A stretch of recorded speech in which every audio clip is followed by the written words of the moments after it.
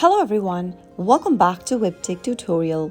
In today's video, I'm going to show you how to log out of Amazon Chime application. So let's get started right away. Open up your Amazon Chime application and make sure that you're inside the main homepage. Now, from the top left-hand corner, tap on the gear button. This will open up your settings menu. At the top right-hand corner, you should be able to see the sign out button. Tap on it and confirm signing out by tapping the sign out button, or if you want to sign out from all of the devices that you have logged in with, you can tap on the red Sign Out of All Devices button. Remember that you must know your login credentials to your Amazon account to get back to Chime. If you remember your credentials, tap on the Sign Out button and you'll be able to sign out of Amazon Chime. You'll now be redirected to the main login page. That was how you can easily log out or sign out of Amazon Chime using the Amazon Chime application. If you found the video to be helpful, go ahead and give us a thumbs up. Don't forget to subscribe to the channel